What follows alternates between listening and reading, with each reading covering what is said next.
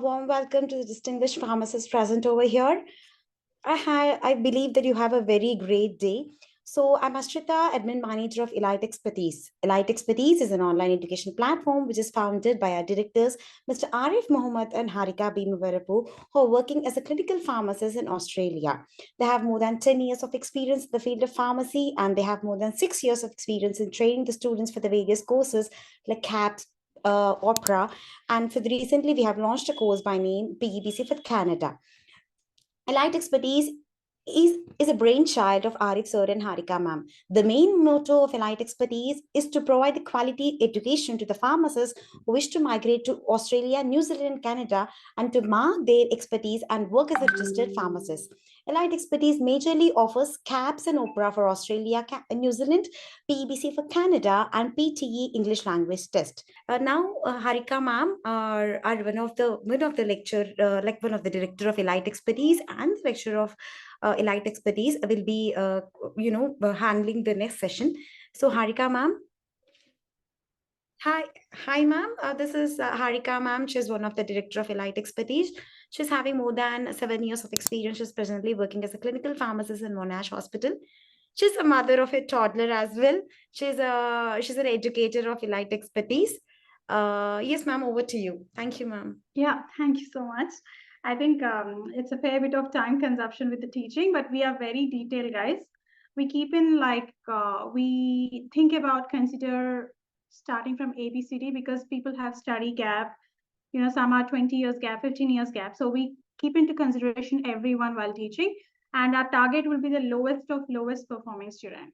So we have to teach in detail. So by the way, I'm Harika, one of your teachers for today's session, conducting OPRA workshop with you. I work as a clinical pharmacist at Monash Health Hospital, one of the biggest hospitals in Australia, and I'm also a consultant pharmacist. So moving on, let's start. So my class is a bit like interactive. It's like a storytelling method, which I follow. So let's keep it interactive. I think you can speak out if you're talking about the answers. I'm happy for you to do that. But again, please try not to make any disturbance, which can deviate, other students. So over to the presentation. Okay, so I'll keep my presentation short and simple today, keeping in consideration with the time constraints. So, well, today's lifestyle has changed tremendously since COVID, and even last 10 years. I think the age group who belong to 1990s would 1990, 1991 borns would really see a rapid change in the technology wise and in the health of the people as well. And when I was a child, it was just a fever. Typhoid fever was a surprising one. Maybe I had a chicken pox and that was okay, normal. Maybe once in a while cough or cold, that's fine, and rarely a hospital admission, which has never happened. I'm working in pediatrics today, day-to-day life, I'm doing pediatric rounds, and it is an overwhelming, it's very emotional toll for a pharmacist to see a lot of cancer patients, starting from a baby, a small 1-year-old baby, still elderly people, 70s, 80s, who are closer to their reaching hundreds and then passing away peacefully. So it has become so common. So once I saw a boy, a 3-year-old boy, very smart, very good looking, having a blonde hair. I really loved him. Looks like a European child. Very smart. He had 2 dimples on his face. Came to the pharmacy counter at Monash and said hi. And then he started talking and smiling. His mom came and asked if we can pick his medications, open his medication profile to check the interactions. And the child had leukemia, blood cancer. So this is so common these days. But anyways, the leukemia treatment is really good. We are working towards cancer chemotherapy research, and we are getting better. These days, cancer has become so common, and the treatment has also become so common. And one of the favorite topics which OPRA would target you for is chemotherapy. So I'll just give you an introduction of how our teaching would be when it comes to therapy. So that's about chemotherapy. So this is a girl introducing you to Bromi Meyer. very good looking, blue eyes, nice smile. The only defect is she doesn't have hair. Why do you think she doesn't have hair? Anyone wants to answer this question?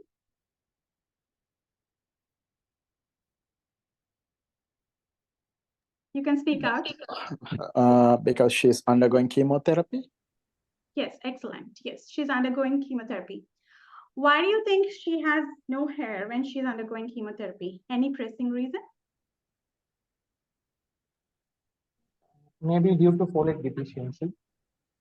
Okay. Anyone else?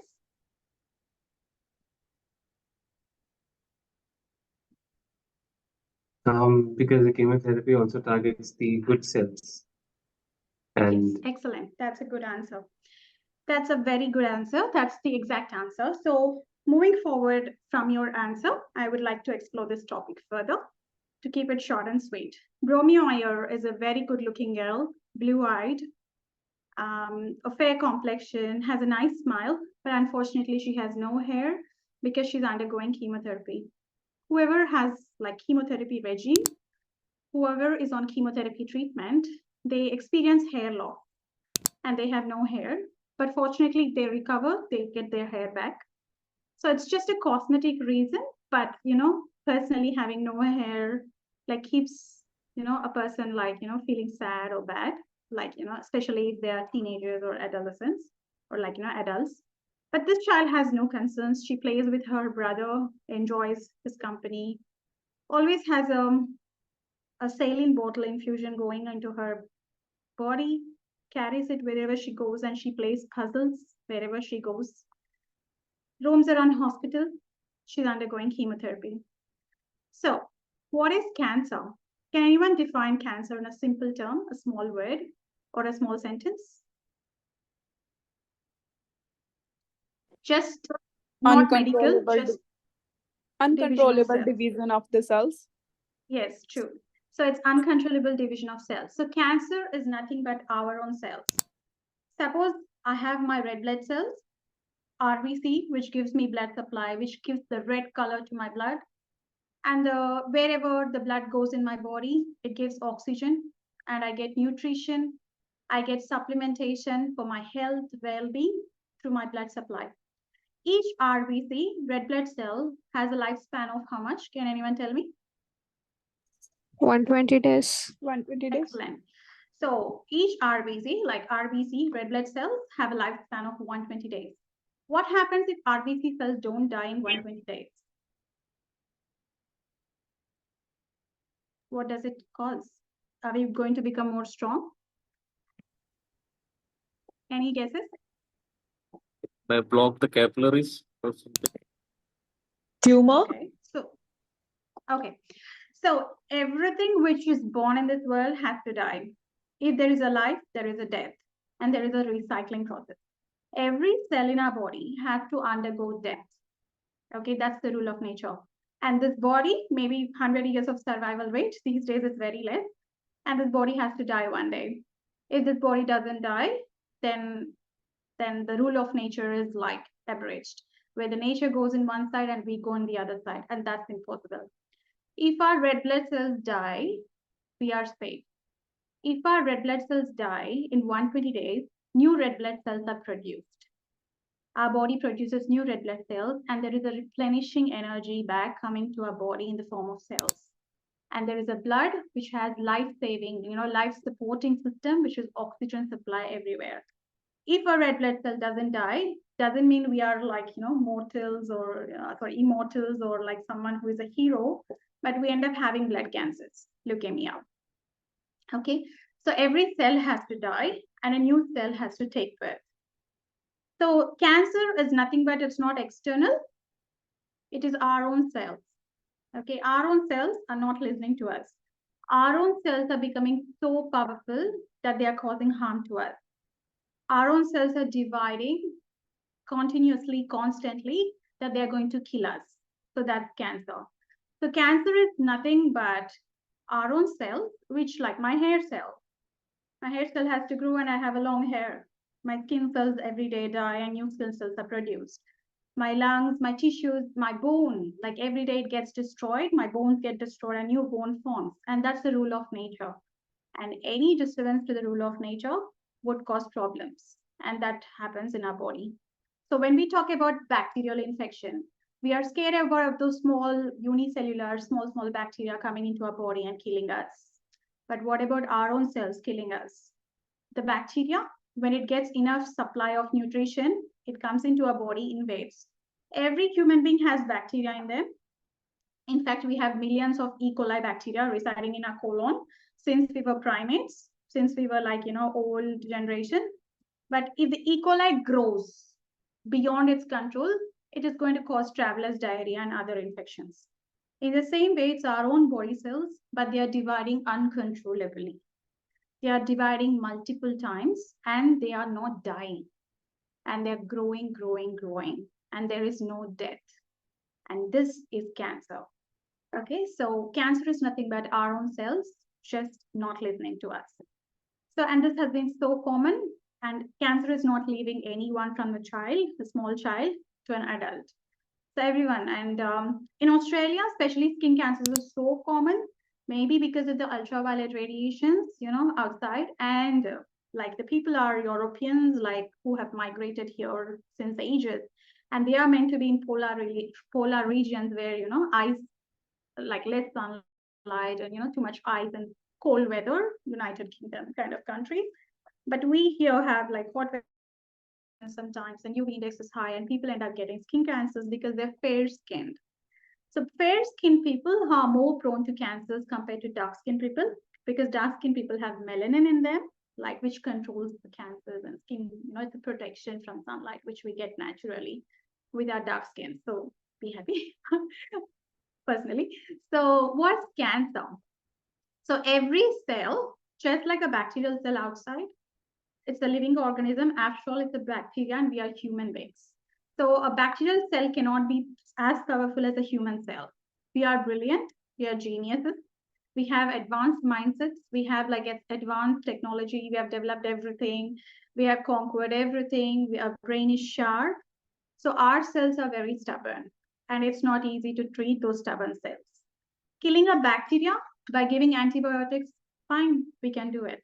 But killing our own cells by giving anti-cancer agents is a bit challenging, because your cells are not going to listen to the drugs. If we give an antibiotic tablet to a person with bacterial infection, if the antibiotic tablet is stopped all of a sudden, like within 1 day of course, what happens? Can anyone tell me?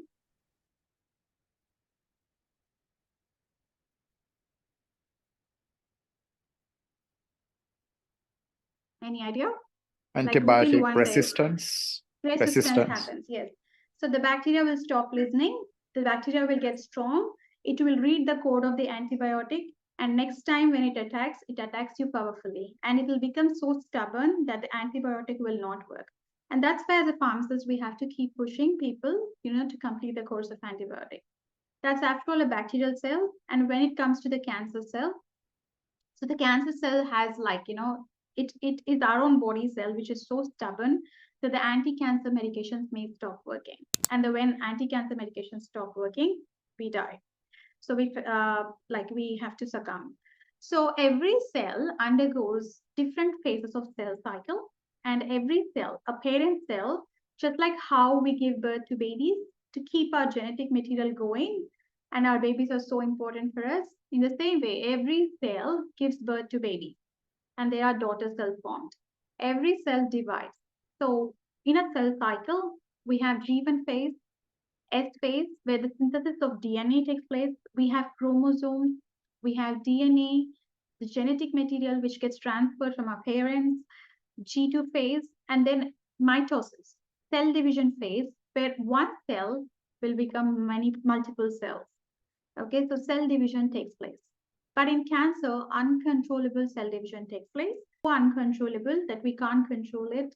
And the duplication, multiplication of cells is so uncontrollable that we have to control it in some way or the other, in some way or the other aspect, targeting the cell growth.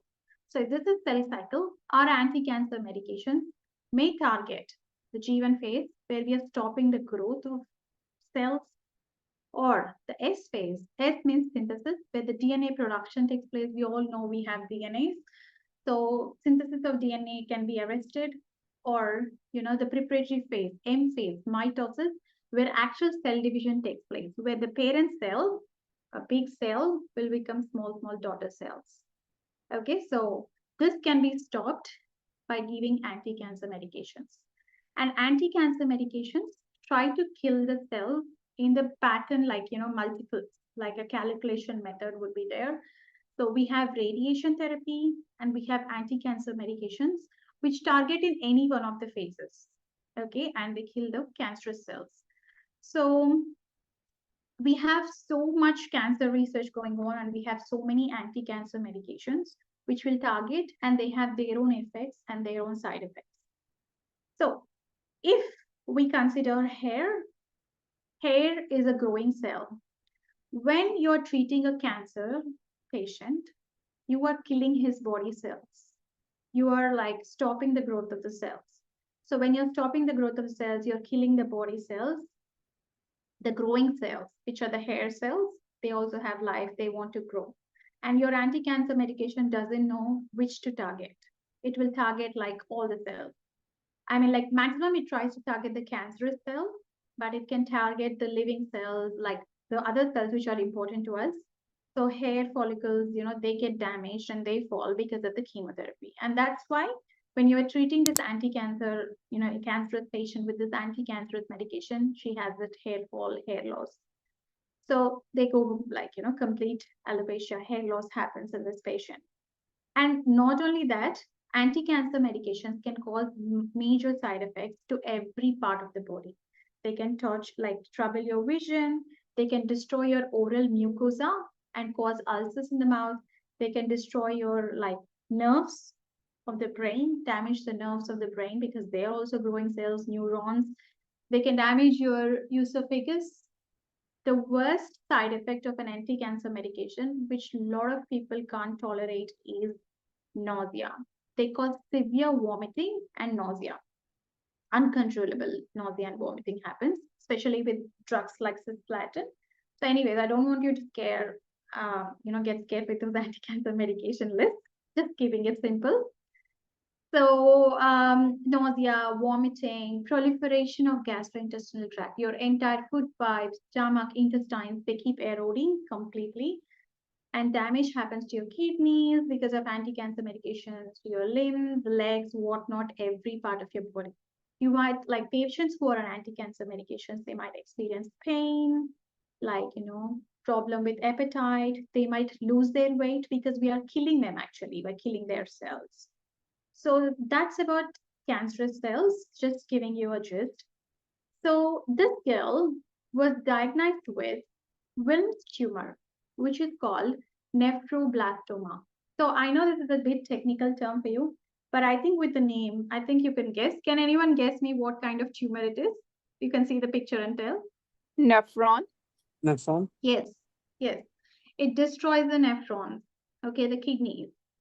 Okay, so this kind of cancers occur in small babies and they destroy the kidneys.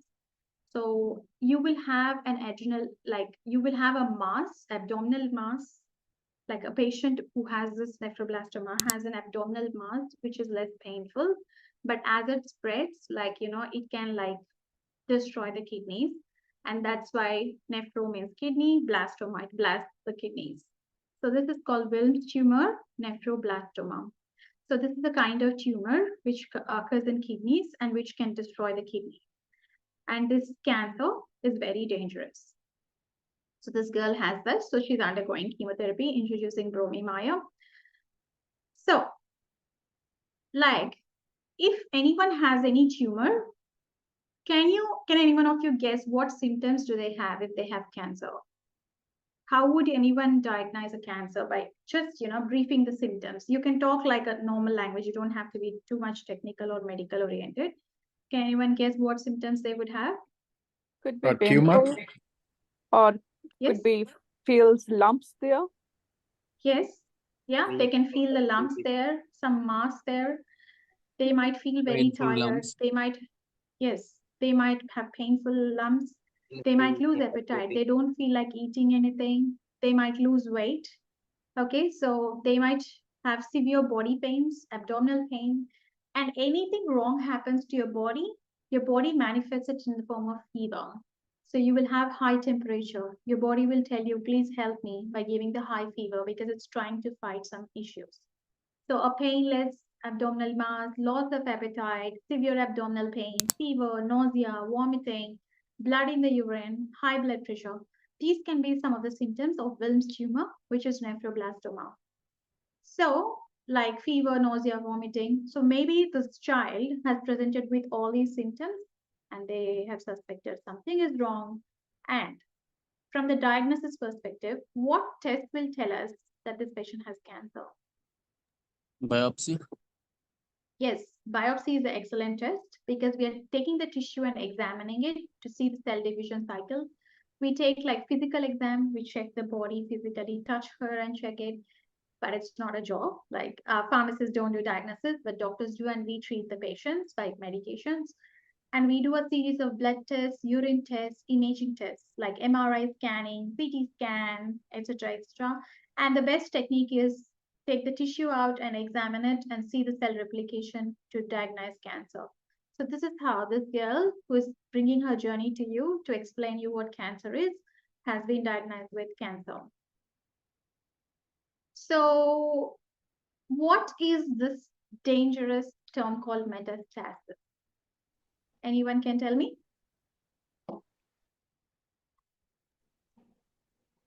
Transfer of cancer cell from one place to another place and causes Yes. effect. Yes. So if a cancer is in a particular place, we can just remove it by surgery or by radiation, and it is less harmful. But when the cancer cells spread everywhere, they can cause brain tumors, lung tumors, liver tumor. They can cause spinal cord destruction. They can cause the cancer in the blood can cause blood cancers. So cancer cells won't stay in a particular spot. They travel around. And then the patient will end up into the dangerous condition called metastasis, where they stop the treatment and they say, okay, we just have to give pain management and comfort measures. We are not going to do any treatment. The patient's gonna go. Okay, so this is metastasis when the cancer will spread everywhere. So with the anti-cancer drugs, as I explained, we have these different kinds of cell phases where growth phase, synthesis phase, G2 phase, mitotic phase occurs. And we are targeting the, DNA formation. We have different chromosomes, like chromosomes which come together, they pull apart. We must have studied in our bachelor's how they form a spindle, how DNA, daughter DNA is formed, how replication happens. In these kind of chromosomes, even if we have one small chromosomal abnormality, we'll end up having genetic issues. So basically, we are targeting the cell division and controlling the cancer by giving these anti-cancer drugs. When we are giving these anti-cancer drugs, we have like so many adverse effects because they are destroying our bone marrow, which is producing the good red blood cells and WBC cells, white blood cells. We are destructing our own blood system, platelets, because we are giving an anti-cancer drug, which is going to destroy our body. We are going to destroy your gastrointestinal tract because we are destroying the gastrointestinal cells. So they don't eat also. They have severe pain eating, drinking also. So, and the worst side effect is severe nausea and vomiting with any anti-cancer drugs. So if you see this baby, Bromi Mayo, so she's on medications, cyclophosphamide and etoposide, alternating with carboplatin and etoposide. So I want to ask you a question. Why do we alternate the treatment of anti-cancer medications? Can anyone tell me? Why we don't use only one medication? Any guesses? Because DNA mutation. Yeah. Anything else? To reduce the side effects? To act on different phases of the cell? So, if our cells are very powerful, if they get exposed to one medication, all the time, your cell is going to read that medication, the genetic code of that medication, and develop strength to fight against that medication. And your cells are very clever in doing that. They can make these anti-cancer medications less effective by reading the material and like telling, okay, this, you stop doing what you're doing and you shut up and get lost. So this is what they say, and they become very strong. Your cells will become very strong and these anti-cancer medications will stop working. So that's why you have to trick your body by giving 2 combination medications and then changing the combination after some time and changing the combination. And that is why every time for anti-cancer medication, as someone said, we are targeting 2 different phases of cell division. That could be the reason. And one more thing is we have to trick our body by changing the combinations so that our body will not get used to this, used to the medication, and then develop resistance. And our body doesn't have to become so strong against this anti-cancer medication, which will cause death.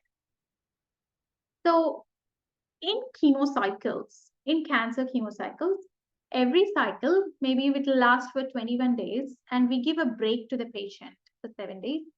For example, in a typical chemocycle, we'll say 21-day treatment to you, take a break, come back and get a treatment again. Why are we giving break to the patient?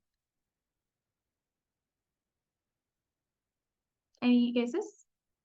Why do we give break? When it comes to antibiotic treatment, we never give breaks, right? But when it comes to anti-cancer, why are we giving breaks to the patient?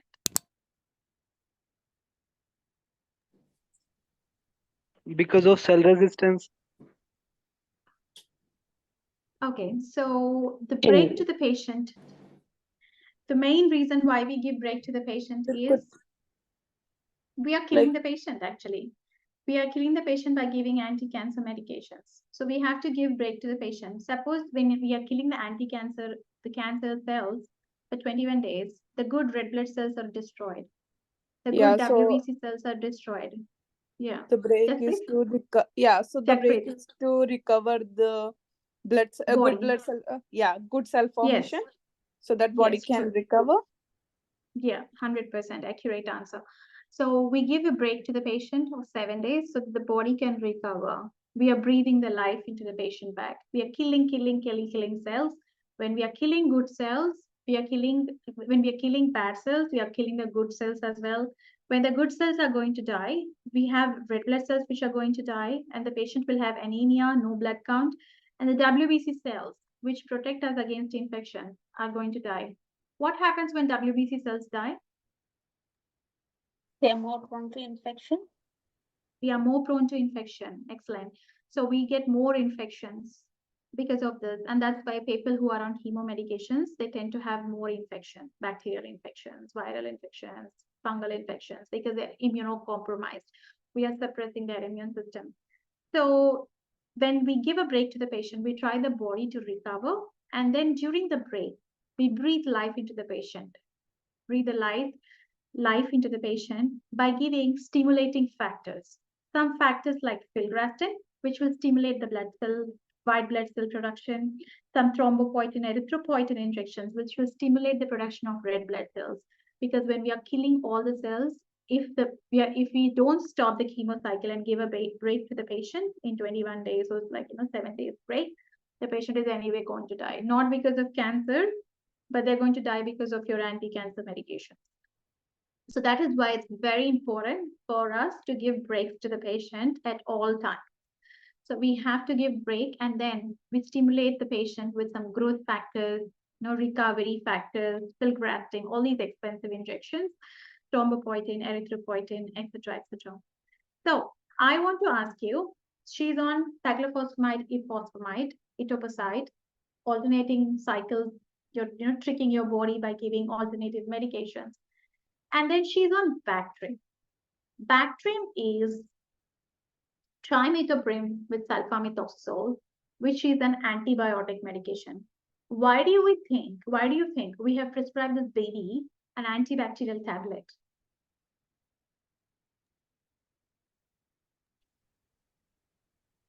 Because I believe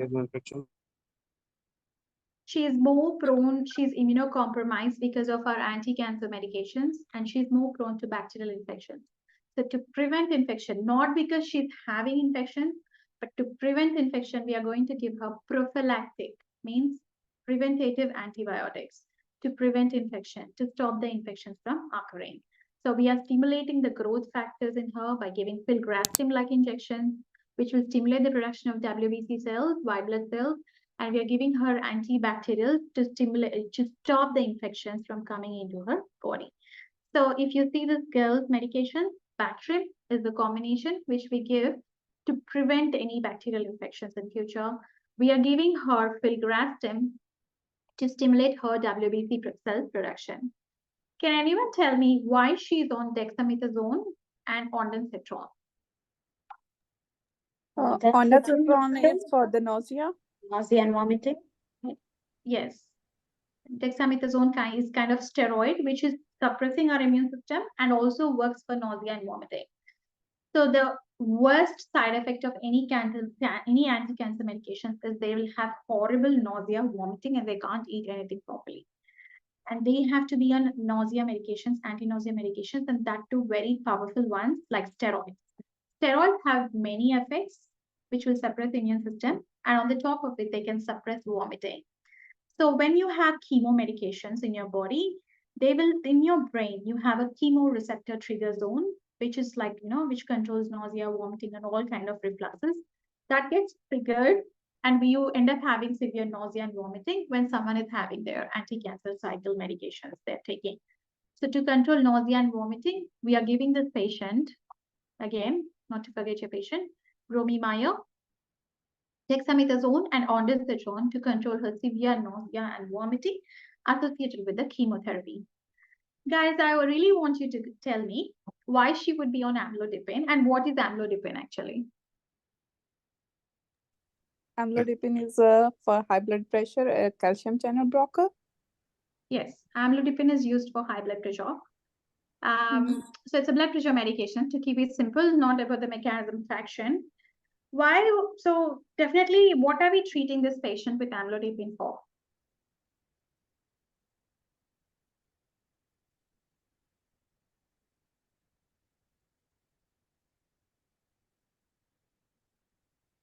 We are treating high blood pressure, of course.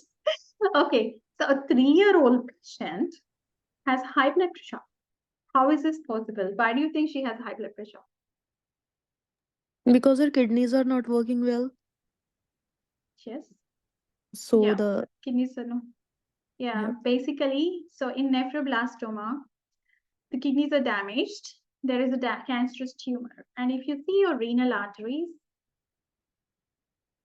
these blood vessels, when you have a cancerous tumor like this, they kind of push the renal arteries and they compress it. So the blood vessel, which was like this, becomes like this, very narrow, and it compresses. Okay, and you have this great system of renin, angiotensin, aldosterone system in your kidney, which controls the blood pressure. So this is a normal kidney. Will have you have enough like control levels of renin, angiotensin, and all those hormones released, which can like control your blood pressure. When you have narrowing of arteries, stenosis means, the renal arteries, which have to be like this. There is a gap to the flow of the blood, but here there is a compression. It's like you're holding the pipe tightly. The pipes get holded very tightly because of the cancerous tumor pushing the kidney arteries. As a result, they will release hormones, renin system gets activated, which causes severe high blood pressure and kidney damage in those patients, in the cancerous patients. The treatment is they will do radiation to remove the cancer. If the cancer cannot be removed with radiation, they are going to surgically remove the kidneys of the patient. And if that's not going to help, but if that is going to spread, then it goes, in a phase of metastasis, where it's going to spread to other parts of the body. So when normally doctors try to remove one kidney, but this girl had bilateral kidney nephroblastoma, means both kidneys were like affected with cancer. So they were partially, half of the kidneys removed in one side, the total kidneys removed in the other side. Because of that half of kidney retained, she should be on dialysis because kidneys filter the waste substances out. If your kidneys are not present, we end up having dialysis. But one more thing is, because she has some remnant kidney left, that is putting pressure in her body, increasing blood pressure. and her blood pressure is very high. Normally, if you remove 2 kidneys completely, your blood pressure comes down in this situation. But unfortunately, this girl still had high blood pressure at 3 years old age. So amlodipine was prescribed for her to control her blood pressure. So now we have used our analysis to go into the concepts of cancer. What is a kind of tumor? What are the anti-cancer medications targeting? What are the symptoms the patient will manifest to you? When they come as a primary healthcare professional to your pharmacy and ask, what should I do? And these are the alarming symptoms which you should know to ring a bell and ask for help for this patient. You have to push this patient to a higher medical facility who's going to really help the patient in a proper way. But a pharmacist is the first healthcare professional they will contact with any symptoms. And if a pharmacist has no knowledge about the symptoms and no knowledge about those red flags, when people wave red flags, we stop and think and change. So when these red flag symptoms are present, we have to immediately send these patients for referral so that they will get a treatment. The more quickly you start the treatment, you're going to save the life of the patient in a quicker way. Diagnosis is not our job, but the treatment is our job. And we know all the side effects of all anti-cancer medications, how they work, etc., etc. So we are going to help the patient by giving these anti-cancer medications. If you see this Wilms tumor picture, so this is the right kidney affected with Wilms tumor, which is compressing the renal arteries and increasing in the renin release, and which is causing the kidney damage. So I want to show you the case with the side effects of each anti-cancer medications, and I will show you how to remember the effects of any medications, not because we want to by heart the medications or memorize anything, but only by gaining knowledge of the subject. When we have the knowledge of subject, we don't need to by heart or remember the names of medications. We have a lot of friends in our families or friends around us, and we never by hearted their names to remember their how they are, what they like, what they don't like, where they live. We just lived with them and we know about them. And this is the same thing. The knowledge which we acquire will help us remember anything. It's never a memory game. It's all the knowledge game. And the knowledge which we acquire will help us remember all these tricky medications. The cancer therapy, which is like a nightmare for a lot of pharmacists, they get scared, but it's going to be very easy when we understand what's the issue, what's the concepts behind it, and how are we treating. Let's see how the side effects manifest in this patient, especially. I'll just share you a patient monograph. So if you see, she was given previous treatment with different anti-cancer medications. It's like doxorubicin, dactinomycin, vincristine, which can damage the nervous system as well. And they have done nephrectomy, where they have physically removed the nephrons, and partial nephrectomies have been done. They have given radiation to the kidney bed. There was a surgery done, and her blood levels, mainly the liver function tests. Liver enzymes have been elevated, means the liver is struggling to detoxify her body from these anti-cancer medications, which is understandable. You all now know why she has low RBC cells, because her good blood cells are being destroyed. Good white blood cells, WBC, are destroyed. Platelets, not bad, it seems, fortunately. So this is what is happening to this patient. So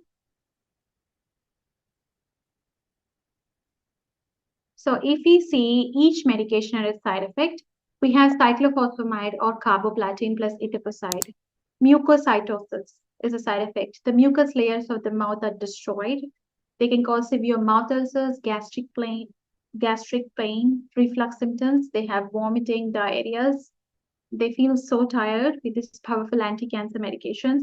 Central nervous system damage can happen. Bone marrow suppression can happen, reducing the red blood, white blood cells production. They can have pins and needle sensations. Undergoing chemotherapy is not easy for that age. So they'll have severe nerve damage, taste abnormalities, liver toxicity, liver enzymes are elevated, kidney damage can happen, especially because of anti-cancer medications itself. So these are the common side effects which she's experiencing, and she presented to the hospital. And we will treat a side effect by giving a medication which will mask the side effect. Excuse me. And it all depends on how the patient is going to recover from the chemo treatment. We never stop the chemo treatment all of a sudden. We start slow and we stop slowly. We're never going to say goodbye to all chemo cycles. We are going to increase the length or gap between cycles and see her improvement prognosis, and then decide to stop when she's getting better. There is no guarantee that the tumor will not spread anywhere, but most of the cases recovery is good. But if the tumor spreads, then it's called metastasis, a condition where uncontrollable cell division happens and patient ends up getting tumor spread all across the body. And the only thing which we can do is give her some pain medications and let her die.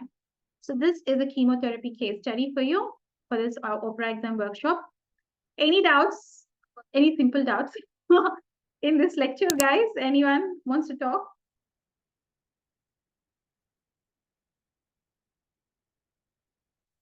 Okay, I'll over it to Ashrita.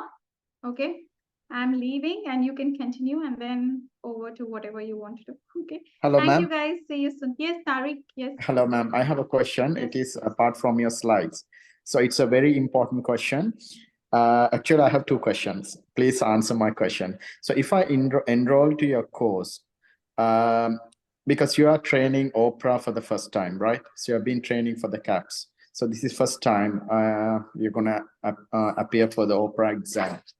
So how do you make sure that everything is covered, and how are you 100% sure that you can do this? You can train. So I get these questions a lot of times. So if not us, there's no one in the world who can do this. Okay, so we teach intern pharmacists. We've got 30 interns training under us. Okay. And we've got higher success rate in training intern pharmacists as well, who are clinical pharmacists. And the point number 2 is we are working clinical pharmacists who keep in touch with knowledge all the time in our daily life. We see thousands of patients. And what we are going to do is give you the knowledge so that any question in the world can be conquered. And that is why we are so confident about this. And the second thing is if not us, there's no one. There's no one who can help you. It's a bit proudish statement, but I think what we do, why we are sure to help you is because this exam is going to be similar to Australian intern pharmacist written exam, but they're not going to ask any legal, ethical aspects of intern practice because which you won't know as an overseas pharmacist. They're testing your readiness, and the standards are going to be high, and our teaching standards are high, clinical standards are very high. So any question in the world, you'll be able to answer. That is how we make our students perfect in everything. So we believe in knowledge inculcation so that any question which can come, first time, last time, middle time, any time, you are able to answer even in the sleep. It's not because of by-hearting, but because of knowledge. And the knowledge which we provide, I can bet it, nowhere you'll get the same knowledge. So this is how we are going to help you, Tariq. Sorry, my next question. So do you recommend any other, material or any other? No. So with us, we quarantine our students. We don't let them Google, no chat GPTs, no materials, no textbooks, no mosquitoes, no houseflies, nothing from outside. Once you're a student, you have to follow our lectures only, our mocks only. We teach from very basics. We stretch like rubber bands sometimes because we want to make sure every student understands concepts well. So nothing beyond what we teach, because when you refer to other sources, you will get wrong information. And when wrong information stores in your brain, it will conflict with the right information and you'll end up doing wrong in the exam. So we don't allow any external sources. When you're a student with elite expertise, nothing beyond what we teach, not even a small piece of material is allowed from outside. Yeah, okay. Ma'am, another question, sorry. So it is a 3 months course, right? 3 months course. 3.5, so 3.5. So my exam is going to be in March. So if I enroll now, it's going to be another 5 months time. So how will you keep in touch until March? Because this is October, November, December, January, How will I keep in touch? 6 months. We keep in touch with the students who have qualified 2-3 years ago as well. So keeping in touch with students is the students become our family. If you current students, they would know about us. Everyone keeps in touch. We have a groups, WhatsApp groups. Okay. So with the lecture, we give unlimited access till you clear the exam. So once you enroll and pay the fees, that's done. You are a student. Once you're a elite expertise student, till you get the pass certificate and show us the pass certificate, we won't remove your access. So you want to listen for 1 year or 2 years, doesn't matter. Once you are with us, you're a student. Till you be successful in your exam, we won't leave you. So we've got like every batch, we have some students joining, but we have previous students who didn't take the exam and they take the next batch exam. So I think from financial perspective, if you're paying fees for first time, it's going to be, you're going to have long-term benefits because you're going to study for a long time and you'll have more time to cover all the topics. But we let every student sit in every batch till you show, ma'am, this is my pass certificate. I want to proceed further. Till then, you won't have your access record. This is how we keep in touch. And every class is live, face-to-face, like people talk like you, just like that are students. And they end up messaging in, we have a group, guys. It's like a classroom. We have a WhatsApp group where a lot of students are there and they keep chatting and texting and helping each other. So it's like a classroom. There is a rumor that it is useless to go for KAPS or OPRA because already more than 6,000 past candidates are waiting for sponsorship. What do you say? Okay, so we don't know about rumors, but I want to tell you that every year the visa allocations go up and down.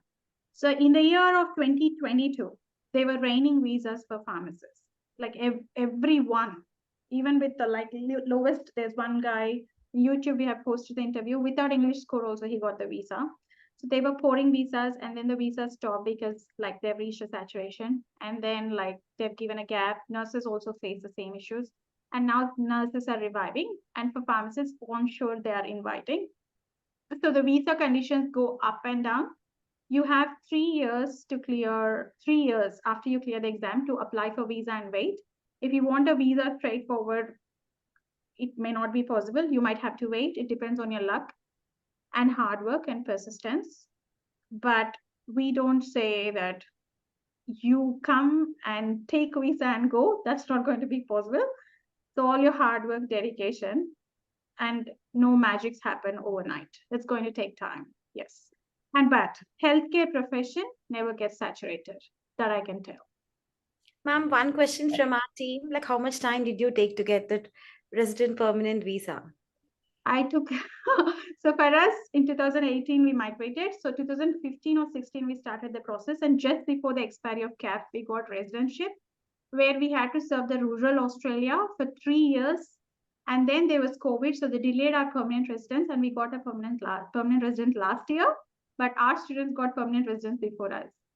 Okay, so it's going to be training, ma'am. So we've been training so many students, like, I mean, like with the 2022 batch, so many got permanent residence before us. So again, we're not going to say it's going to rain visas, but it's all depending on your hard work and persistence. And ma'am, when are you going to start the OPRA class, first OPRA class? So we have foundation already ongoing. We have finished 35 plus foundation classes. And they are all recorded. If you have missed any live sessions, you can listen to them. The concepts are very brilliant, very detail explained. You can listen to them multiple times. And from day one, we are going to start it again for November. So 35 classes have been done. The fees you pay is once off. Once you pay the fee, you can listen to any number of classes.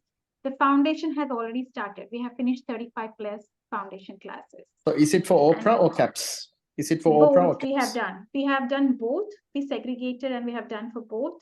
And we are going to like separate for KAPS once they approach the exam. So foundation classes are for both. And they are already 35 plus classes, which have been done with a lot of clinical knowledge and expertise covered in very much detailed manner. Ma'am, I have a question. If somebody has already applied for visa, PR, so is there any different process for them to get this APC, or is this the same? No, it's the same deal. If you have done pharmacy overseas, then it's going to be same. Pharmacy, if you're a pharmacist overseas, though you're a citizen here or though you're a permanent resident, you have to follow the same process. Okay. Same OPRA exam, yes. Marian James has raised the hand. You have any I think Marin has been raising hand for a while. Or Yeah, hi ma'am. So yes, I am currently in Melbourne, so I'm on my dependent visa, like 482 visa. So if I want to write the OPRA exam, like after if I qualify, like do I have to go for the English exam as well? Yes. After you qualify OPRA, you have to sit for English exam, which is PTE. Pearson test of English is a bit easier compared to IELTS and OET. Then you have to score 65 in each 4 modules, reading, listening, and then you will get registration, provisional registration as a pharmacist. Then you have to find internship, search for internship. And then once you start intern, you'll have 2 more exams, and then you'll become a pharmacist. So this is the process. Okay. You have to write English exam, yes. Thank you. Oh, okay, so I'll let it go. Hira wants to talk. Hi, how are you? Good, thanks. How are you? Are you the same Hira who's the intern? No? No, I did ask a Oh. question. Yeah. Actually, my friend, she came from Dubai. She passed her exam 6 months ago, and she was intern for 3 months. She had a provisional registration, and she got a visa from Tasmania. So, is it like if you are provisionally registered, you are actually a pharmacist in Australia? No, Because you once are you're no, you are not a pharmacist, but you're an intern pharmacist in Australia. So if you have a provisional registration, you will start your internship. When you've started internship and then apply for permanent residence, it becomes a little bit more easy for them to get the visa. Okay, she didn't have any other qualification because she's my childhood friend. She was only a pharmacist. Yeah, maybe. of course. Yeah, they're actually awarding onshore people with visas these days. Onshore, they're getting visas a bit little, because they're preferring them. So yeah. So she must be working, and because she's working in Australia, they have given her visa. Yes. She is working as an intern pharma. Yeah, intern pharmacist. Intern pharmacy. Once you join, the chances will be high. Yes. But again, depends on the condition. Yeah, depends on that. Again, also she was in regional Tasmania. Very few people they lost in Tasmania, and the Darwin and those kind of. Yes. And Even West Australia is like that. Oh, Western Australia, yes. A lot of people are moving to Perth from here. Yeah. One more question I wanted to ask: if we take a subscription, how long does the subscription have if we take the classes? You will have unlimited access till you clear the exam and show us the pass certificate. Oh, lovely. Okay, lovely. Yeah. Okay. Thank you so much. Thank you. One more thing. Does MPharm degree, thank you, sorry, Hira. Does MPharm degree has any benefit? No. No benefit of any pharmacy degree from overseas. B.Pharm is enough. Pharma D.B.Pharm is enough to clear the KAPS exam. We don't have any benefit by doing MPharm. Okay, guys, I'll over it to Ashrita. Bye. Thank you so much, ma'am. That's very insightful. I hope every student has. Yeah. Okay, sure. I'm just overing it. Bye.